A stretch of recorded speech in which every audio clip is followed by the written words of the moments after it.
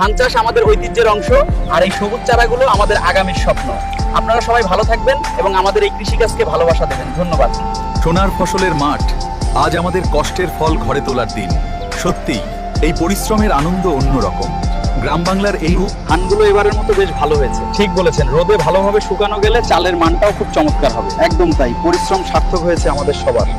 আজকের এই সোনালী ফসলের মাঠ সত্যিই খুব সুন্দর। হ্যাঁ, একদম ঠিক বলেছেন। আর আমাদের কঠোর পরিশ্রমের ফসল আজ ঘরে তোলার সময় হয়েছে, যা আমাদের মনে আনন্দ দেয়। জানেন বন্ধুরা, একবার এক কৃপণ লোক বাজারে গিয়ে দোকানিকে জিজ্ঞেস করলো, এই আপেলের দাম কত?